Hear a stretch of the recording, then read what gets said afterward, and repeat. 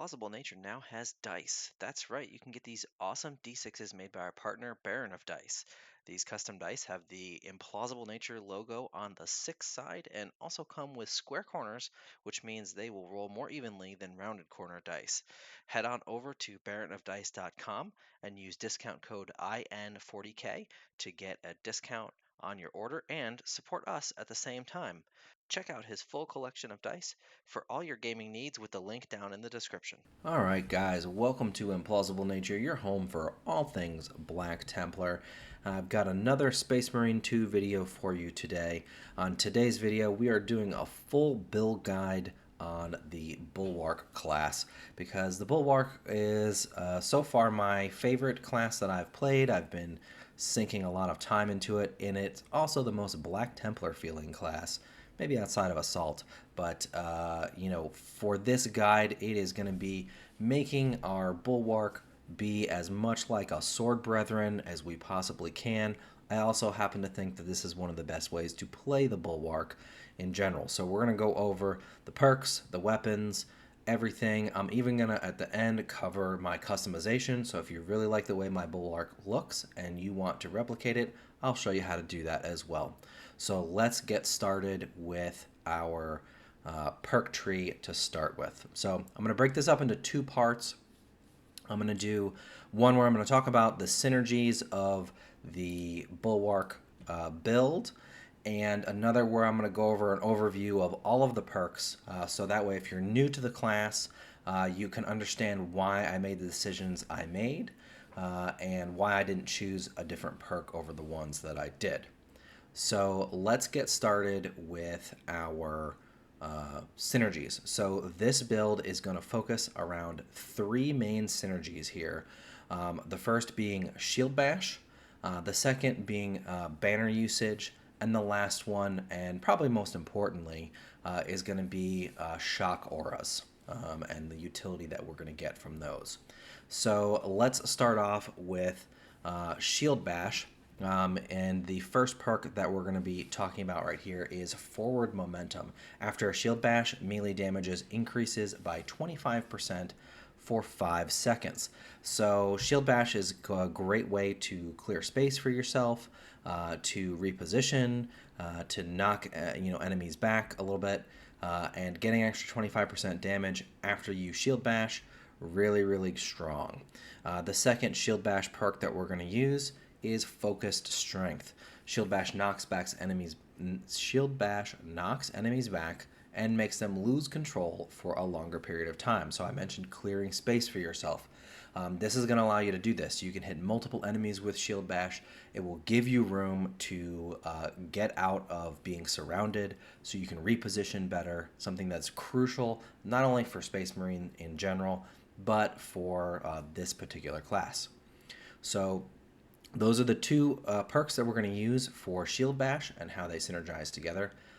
Alright, so let's take a look at banner usage. We've got three perks that we're going to talk about here for banner usage. So the banner, if we're going to quickly go over its ability, you place a banner that restores armor to all squad members in its area of effect. So you plant the banner and you start restoring your armor pretty quickly in that area. Really great ability, but there's some really great synergies that go along with being able to do that. So the first one, and probably one of the most important ones here, is going to be this one, Invigorating Icon. When the banner is activated, all squad members regain maximum contested health. So if you're not sure what contested health is anytime you take damage, you get your health bar that took the damage turns white. You can regain this contested health by performing a gun strike. You can get part of it back, dealing damage, or an execution will get it all back. So this ability is really important because you could be at like barely a sliver of health and you plant the banner, this will give you maximum full health of contested health. So if you're able to set up an execution and then plant the banner, and then execute, you will heal to full. So this is a really powerful tool to get healing, not only for yourself, but for your squad mates too. If you have one of your squad mates that's really hurt, you're maybe closer to full.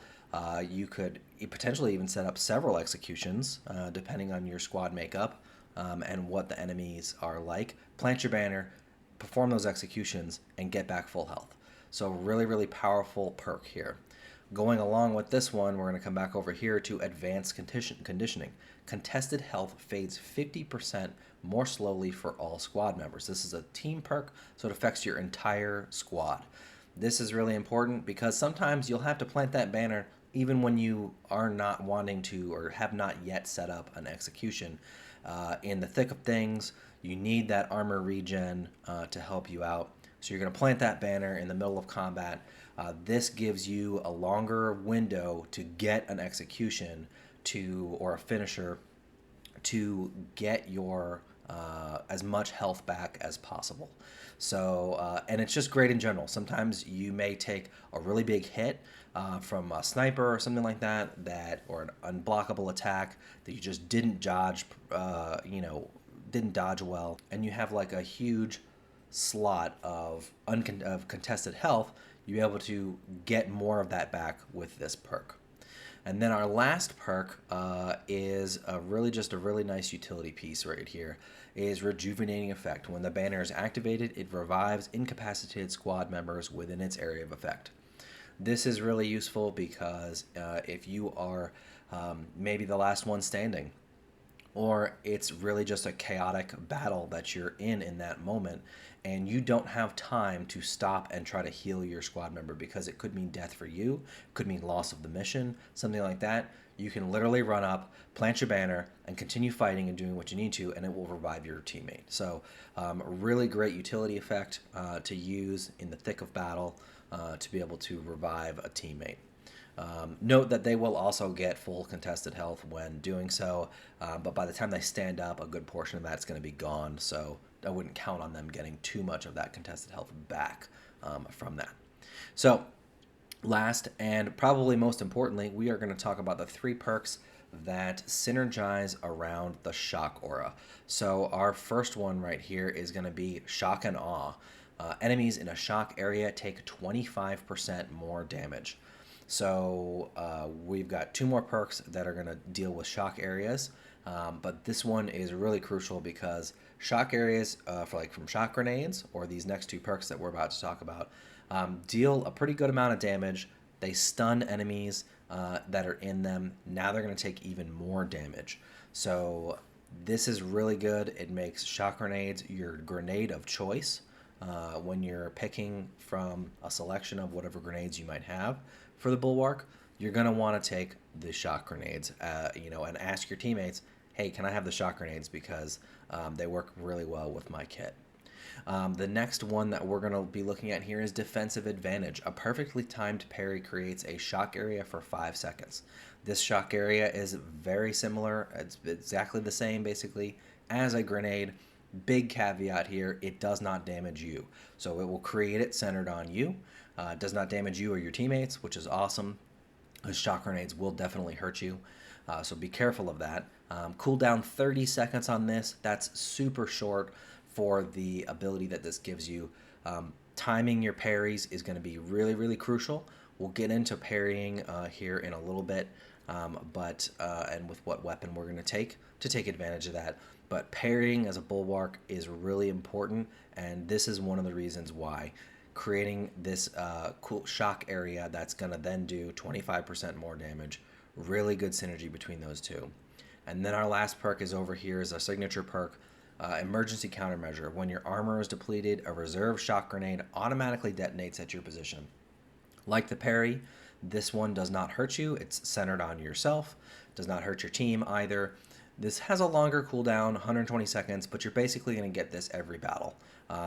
There's usually enough time between engagements or significant engagements where you'll have this ready to go if your armor gets depleted. It's really great because it gives you, again, that breathing room. Can stun enemies around you. They start taking damage. It might even, put an enemy into execution for you, which will allow you to be able to then quickly regain any health that you might have contested, or get some armor back, etc. So that is the build, guys. And this is, the perk tree as you see it. So if that's all you're after, is what you're just looking for, the perk tree, you can feel free to skip this next section. If you're wondering why I chose these perks over some of these other perks that are on here, I'm going to go over that now for you. All right, so we're going to start with the core perks over here. Obviously, you choose one perk from each one of these columns. You can only choose one. And this very first perk that you get access to, Conviction, when your armor is fully depleted, you take 25% less health damage for 5 seconds. This is actually really good. It can help you a lot if you're having trouble staying alive in melee, and getting swarmed and things like that until you can really get your positioning down. This is not actually a bad perk to take, and it will serve you well as you level up your bulwark, because really you're not going to switch until all the way down here at whatever level this is. So not a bad perk to take, especially if you're struggling a little bit with your defense, parrying, things like that. This can certainly help you out there. So this next perk is Intimidating Aura. A perfectly timed parry creates an area of effect of damage within a 5-meter radius. So until this most recent patch, this was actually bugged and disabling gun strikes, which was very bad. We don't want to do that. So they have since fixed it. I have tested this myself. This perk is fixed now. It is still allowing you to do gun strikes, but to be honest, in my testing, I have not really noticed it to be a significant amount of damage. 5 meters is pretty small. I haven't noticed it making really that much impact on Ruthless. I think sticking with forward momentum is going to be your best bet, because Shield Bash is something that you're going to utilize a fair amount, and getting 25% extra melee damage after you Shield Bash, I think, is a significantly better perk. In this next column, we have when you block a ranged attack, enemies within a 10-meter radius take the damage instead. This one sounds okay, except in my experience, most of the time when you're getting shot, it's when you're running towards the enemy, holding up your shield. So more often than not, you're not running past guys who are, shooting you and getting, you know what I mean? So it's not very useful. It sounds useful, but it's really not. And then this one down here, Scramble Targeting. If you are surrounded by 5 or more enemies, you take 20% less damage from ranged attacks. If this were all attacks, melee attacks included, I might consider this. However, you also don't ever want to be surrounded. So this is never really a good thing. Like, being surrounded is bad. You want to reposition if you're getting surrounded, even if that means falling back a little bit. So being surrounded is bad. So that's why I did not choose this one. All right, over here in this column, we actually have several really good perks. So obviously we took Defensive Advantage. This perk is amazing. But we also have Steel Within. And when your health is less than 50%, you take 25% less health damage. This is actually really good. It helps you be really tanky. The problem is it shares a column with this one. And creating a shock area is just way too good for giving this up, right? So you can't. I just can't give this up for this. If they were in different columns, I would look at taking this. Likewise, this one is actually pretty good too. Armor Reinforcement, non-finisher gun strikes also restore armor. Both of these perks are actually quite good, but this perk right here is just, it's too good to pass up. Unless you're just really struggling with parrying, and even then I would just encourage you to practice, or use a fencing weapon, which we're going to talk about here in a little bit. So unfortunately for these two perks, this one's just that much better that we just aren't going to take those. Over here on the team perks, we have Unyielding Ceramite. The delay before armor begins to passively regenerate is 5 seconds. Reduced by 5 seconds, base 25 for all squad members. So you're never going to have use of this. An extra 5 seconds is nothing because the only time that you're going to be passively regenerating your armor is when you're not in combat. Period. It's not going to happen in combat. You're going to be taking damage almost all the time. So you're never going to regen armor passively in combat. So this is just terrible. And then the last team perk right here, Effective Formation. All squad members take 20% less health damage from Terminus level enemies. This sounds good, except Terminus level enemies are enemies with a health bar. Neurothrope, Carnifex, Hellbird, the Hive Tyrant. Basically, the giant boss monsters. That's it. So you may fight one of them once a mission, maybe, depending on what level you're on. So this is really kind of weak, actually, and I'd much rather have my contested health fade more slowly so I can heal easier. So that's why I did not go with this one. Over here on the gear, Concussive Force, Shield Bash deals more damage. I'm not trying to damage enemies with my Shield Bash. Like, it already does a little bit of damage. It does enough to put a Zangor or a Gaunt into Gunstrike on Ruthless. That's all I need it for. I don't need any more damage than that. I'm not trying to deal damage with it, so this is useless. Rapid Regeneration. The banner restores armor 300% faster, but its duration is reduced to 5 seconds. It already restores your armor pretty quickly. This, sounds nice, but creating space for yourself is significantly better than get armor faster but a shorter banner. So I would much rather be able to make them lose control for a longer period of time, knock them back, and create space for myself. All right, so up next on our gear list is Purity of Purpose. The banner deals a small amount of damage over time to enemies within its area of effect. That's not anywhere near good as getting all your contested health back with a full heal. It's just not. Unfortunately, I'm using banner in melee or in a combat situation for the armor, not to try to deal a small amount of damage over time.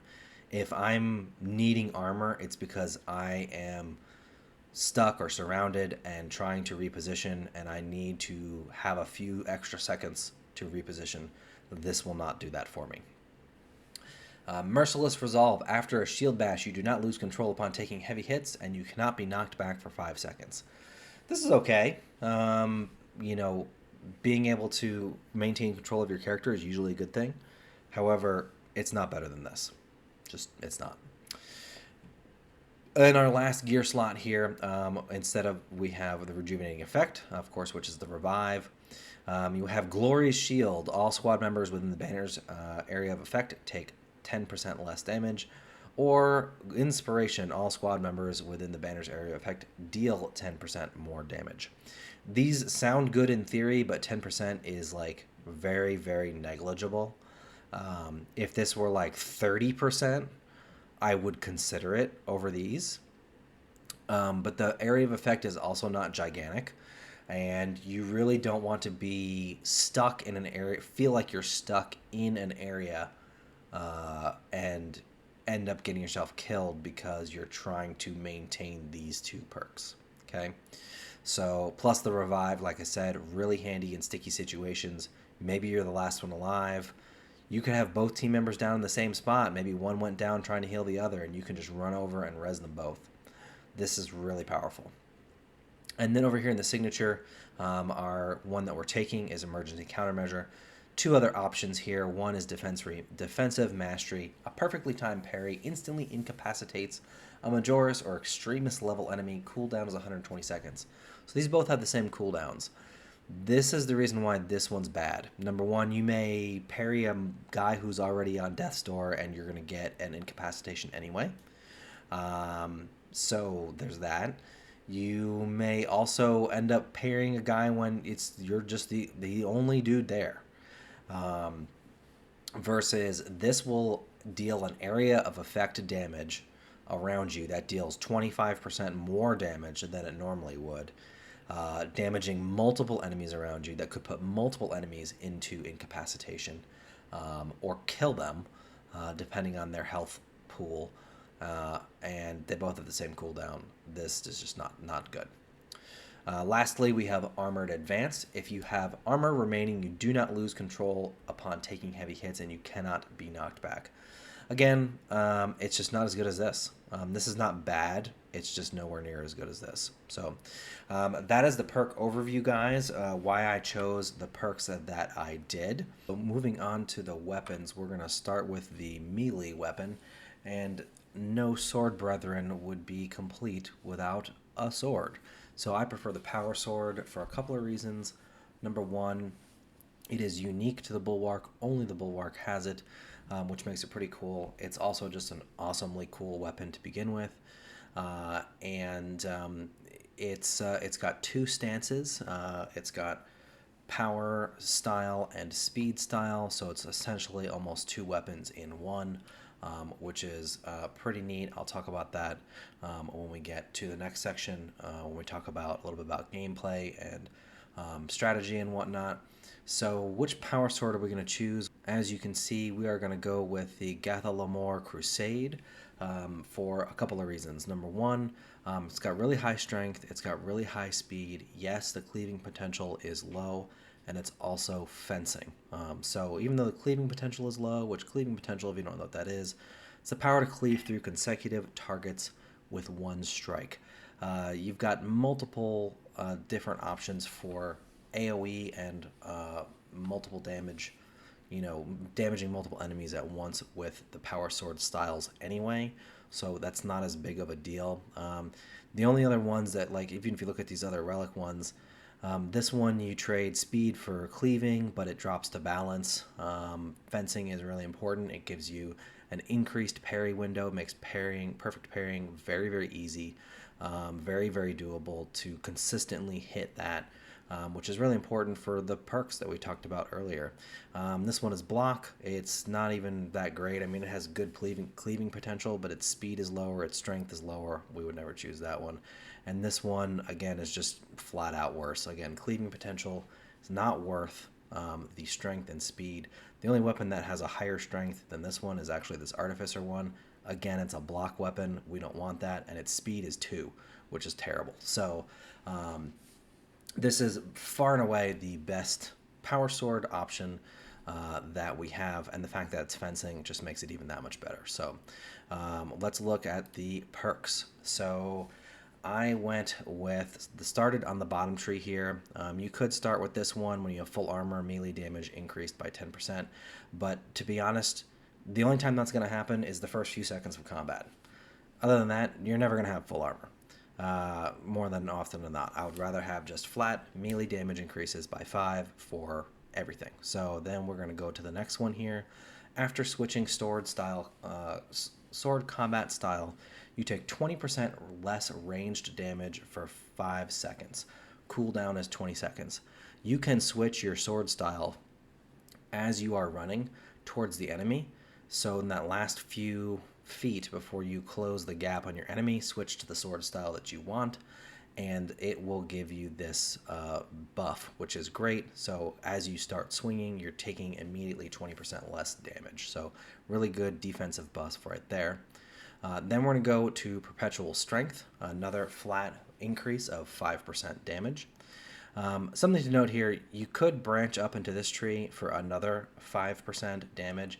And in fact, while you're leveling through your different chain swords here, I would actually recommend doing this. We're going to take it off later on because we want to get to these two down here. But this is not bad to have all the way until you get to these two perks right here. So, and I'll go over those in a second. So as you're leveling, utilize this branch right here just to pop up and get this extra 5%. It will help you out to do a little bit of extra damage. Then we've got, while in power roll stance, you do not lose control upon taking heavy hits, and you cannot be knocked back. Power roll stance, if you don't know, is when you swing, whatever swing you swing, if you pause for a second, he will hold the sword back and it will flash blue glow. When it does that, you can press the button again and he will do a big AoE slam attack. That is power roll stance when you are holding the sword back like that. So this is actually really good because nothing worse than trying to perform Power Whirl and getting hit by something that knocks you back out of it instead of doing the combo that you're trying to do. Then we're going to come over here, +1 combo length for power style. That's not really from 3 to 4. It's okay. I mean, we really are using this because we have to go here, right? We can't go diagonal. So it actually just brings the number of strikes from 3 to 4. It starts at 3. Speed style has 4, so now they have 4 total each. Totally fine. What we want to go into next here is 10% extra damage, melee damage into Tyranid enemies. Self-explanatory. We're going to go up here and get 10% melee damage against chaos enemies as well. And then the reason you got two choices here where you could branch up here and then go right, or you could come up and, as I did, go top. So two reasons why here. So this one is after killing 10 enemies in rapid succession with a light combo, you do not lose control upon taking heavy hits, and you cannot be knocked back for 5 seconds. This one's sounds okay, but this is significantly better. While performing a light combo, you take 15% less ranged damage. Virtually all of your combos are light combos. There's only 3, I think, that are heavy, and that's the one where you're sprinting for each sword style, and then Power Rake, and then the Power Whirl into a heavy slam attack. So all your other combos, every time you're swinging, are light combos. So while you're doing those, you're going to take 15% less range damage. That's really good. More defense equals more time to kill things and stay alive. Then coming over here, enemies hit by Power Rake deal 30% less damage for 4 seconds. Cooldown is 10 seconds on this. So you might think, well, but Alex, Power Rake deals 50% more melee damage is so much better than this. Except that, here's the thing. This is really good into large enemies. So like things that are extremists, whether they're targeting you or not, or terminus enemies, like a Carnifex, or a or the Hive Tyrant, or even the Hellbrute, right? When these big enemies that you're probably not going to get into execution with that Power Rake are now going to deal 30% less damage for 4 seconds every 10 seconds, which is really nice to help keep everyone in the squad alive. So that's why we're going that direction. And then the last two here, straight melee damage buffs. Melee damage against Majoris enemies increases by 10. Melee damage against Extremis enemies increases by 15. Majoris, as you know, are any like warriors, space marines, etc., are all Majoris enemies. Extremis are things like Raveners, Lictors, Neurothropes, Terminators, those sort of things. So flat damage bonuses here. So all told, with these other bonuses and the faction bonus, this Majoris enemies, you're going to have against all enemies, you're going to have a flat 20% damage increase. Against Majoris enemies, you're going to have a 30% increase, and against Extremis enemies, a 35% increase. So, plus these defensive bonuses as well, which is really nice. So, I think this is the best path on here to get you a good combination of damage and the defensive buffs as well.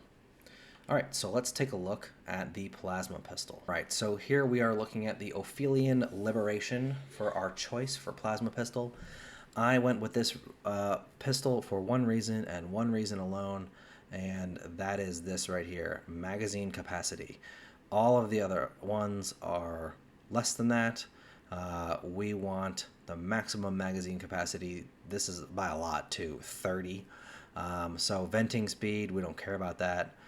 Rate of fire, we also don't care about that because 99% of the time when we use this, we're going to be charge shots. Charge shots are great. They deal a lot of damage. They deal AoE splash damage, so you can get rid of clumped Minoris enemies with them and deal pretty significant damage to them. All right, so let's look at the perk tree. We're going to start out on the top row here. Common shots generate 10% less heat. We really don't care about this. We're just using it to go across the top here to save shots. After killing 10 enemies in rapid succession, weapons do not heat for 5 seconds. Cooldown is 30 seconds. Again, we don't care about either one of these.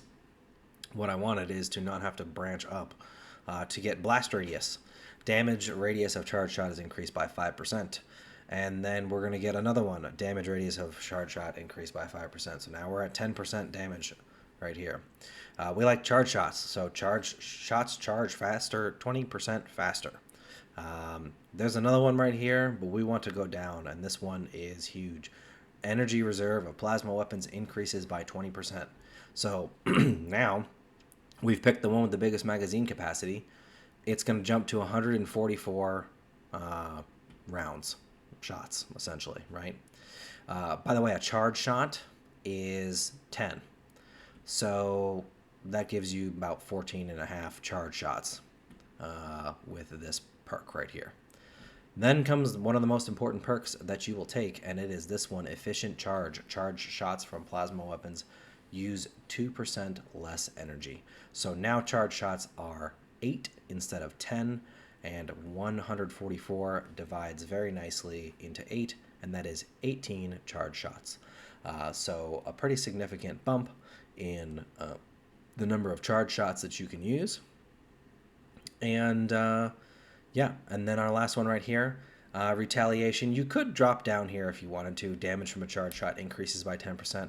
This is not a bad take, honestly, but I just feel like this one is better, which is after a perfectly timed dodge, you deal 25% more damage for 5 seconds. Well, what does that include when you're perfectly timing a dodge? Gun strikes. So your gun strikes now deal 25% more damage. Absolutely. There's also no cooldown on this. So you can, as long as you're good at dodging, you can absolutely deal a lot of damage with your gun strikes. So that is my plasma pistol perk tree. Yeah, so we went for blast radius, ammo capacity, and charge shot reduction, and then this one right here. So yeah, I also picked this skin anyway because it worked out because it has cool gold chains and it's very Black Templary. All right, so we've talked about the perks, we've talked about the weapons and their perks.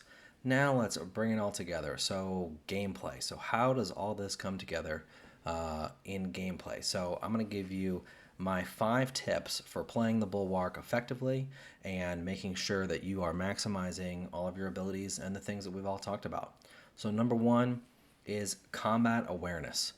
You got to be aware of your surroundings. You got to be aware of what's behind you. Be aware of your environment. Things like the pods from the Stranglethorn cannons that create that green barbed wire looking stuff on the ground. That really hurts you and slows you down. You want to shoot those. There's like a pod that you can shoot that destroys the whole thing. Things like explosive containers. Be aware of where they are in relation to where your enemies are. Be aware of what's behind you, what's in front of you. Just general awareness. Where are your teammates on the battlefield? Are you separated from them? Combat awareness is something that you really have to work on, and always make sure that you're not getting tunnel vision into a single enemy, because that's where you're going to get in trouble and surrounded, and that's where you're going to die. So combat awareness. Feeding right into the next one, number 2, is positioning. When I say positioning, I mean positioning within combat. You do not want to be surrounded. Even as a bulwark, you don't want to be surrounded. You want to be moving all the time. You want to be repositioning in combat to make sure as many of the enemies as possible are in front of you. Mainly, number 1, because then you can see them more easily, right? But also, number 2, you have a shield. You can literally block all incoming damage from the front with your shield. So make use of it. Make sure you're in a position where you can use your shield to shield bash, as we've talked about, to parry, things like that. You want to make sure that you are making sure that you have a visual on the enemies that are trying to attack you. So positioning is key in the middle of combat.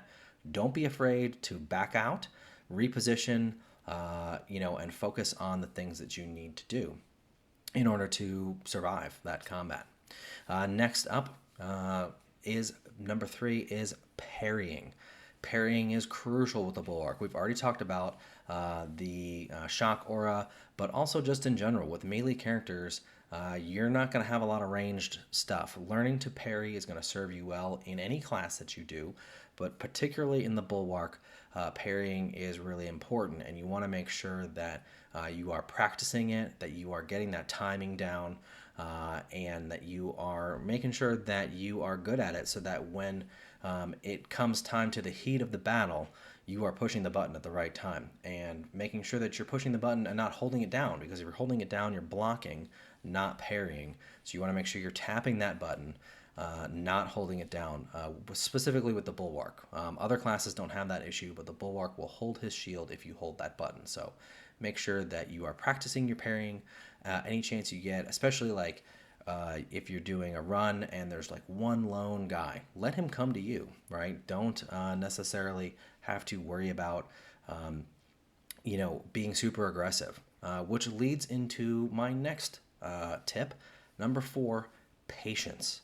You do not have to like go in guns blazing, swinging crazy, like a frantic melee fight. You want to make sure that you have patience in combat. Attack when you need to. Make sure you're parrying when you need to. Remember that you can interrupt your combo swings with a parry. So you see that guy starting to swing at you and you're mid combo, hit the parry button. You're going to interrupt yourself to do that. Have patience in combat. Don't rush. Don't try to kill everything in one swing, because it's not going to happen, especially on Ruthless. So you want to make sure that you have some patience when you're playing. And lastly, number 5, pretty important one, don't panic. When stuff goes wrong, when you lose armor, you're losing health, you feel like, oh my god, I'm going to die, don't panic. Take these other tips into consideration, right? Reposition, right? Be aware of what's around you. Use your surroundings, to do for cover and things like that. So make sure that you are not panicking when stuff like your teammates go down, the death spiral starts to happen, you're almost dead, you're the last one standing, whatever the case is. Don't panic. Focus on doing what you need to. Take out the threats that are the most, going to be the most important to you, and then you will survive a lot longer than you think you will. So those are my 5 tips for playing the Bulwark. You're just gonna have to practice. Play it a lot. You got plenty of time to get to level 25 to practice with these different things and getting used to the way the Bulwark plays, which is definitely different than the way that other classes play. So that's it for the tactical portion of this video. If that's all you're here for, then thank you guys so much for watching. Don't forget to smash that subscribe button and hit the like button. For anyone interested in my cosmetics, I'm going to talk about that next, so let's get into that. Alright, so let's talk customization. So if you're wondering how I created this Bulwark and what pieces I used, so I'm going to cover that now for you guys, so that way you can recreate it if you want to, or make a variation on it, whatever you want to do, just so you know what I have. So here's my Bulwark as he stands right now. So let's first take a look at the armor. So for the helmet, I'm just using this master-crafted one right here. I don't really care for the laurels, and I don't want some of these weird ones. The Black Templar one itself changes it to the regular Primaris helm, and I prefer the knightly helm that the Blade Guard has. For pauldrons, we're using this relic one right here with the skull on it. I like that one. I went with that versus putting something like this one on this shoulder, because I wanted to be able to see the cross in his sword hand, which is the side of the guy that you see most of the time. So I want to be able to see the cross as I'm attacking and whatnot while I'm playing the game. So just went with a master crafted one right here for that shoulder pad. For the chest piece, I prefer this relic piece right here. I don't like all the extra cloth of the Blade Guard Ancient one that it adds, so I prefer to see his armor with this really long, cool Purity Seal right here. And of course, it does have chains as well. Note it also does have the tabard in the back, which is pretty cool too. Then for his backpack, I went with the relic one again, 2 Purity Seals with the skull in the middle. I liked that one a little bit better than the laurels, so that's what I did there. For the shield, I went with this very cool one with the skeleton. Those of you who play the tabletop game will know this is the one from the Indominus Relic Shield Captain, and it's all the way down here on its own row. So just be aware that you have to unlock that by it's all the way down here. It's the last piece that you'll unlock from him. For his gauntlets, on the left one, I went with this relic piece right here with the cross on it. For the other gauntlet, I went with chains. I could have gone with the same cross on this side, but I like it plain a little bit better, I think. So that's why I went with that. For the knees, obviously I put the Black Templar decal on this knee pad, and it is this relic piece right here with the laurels and the Purity Seal. And then last but not least, his other greave. This is the last relic one that you'll unlock. So I liked the bone-colored skull a little bit better than the gold-colored skull there. So that's the armor pieces. Let's take a look at the color set. Now, the patch recently changed some of these colors, so I'm just going to kind of quickly go through them for you guys. I'm now using Abaddon Black, which is the best black, in my opinion, to get the look that I want. Base trim is gold. For the pauldrons, we have the Abaddon Black main color, along with the tertiary colors Mephiston Red for the trim. I'm using just red for the decal on the right pauldron. The greaves, we've got, of course, Abaddon Black. This is the only color the left greave, and you need to because to get the cross on there, so you have to do that. But the cross background is Abaddon Black, along with white scar on the cross itself, and then gold trim on both it and the other leg. For the shield, I'm using iron right now, Iron Hand Steel. I don't know why, but Iron Hand Steel is a very dark black right now, so that's what I'm going with for the time being until they change it. And then, of course, gold. So that's it. Those are the colors that I am using for my Bulwark and the armor pieces that I'm using. So hope you guys enjoyed this video. Thank you so much for watching. Stay tuned for more Space Marine 2 content. Of course, more tabletop content is coming as well. Bob and I are going to be recording some more of that here very soon. We got a lot of good stuff in the pipeline for you. So stay tuned. Till next time, keep on crusading.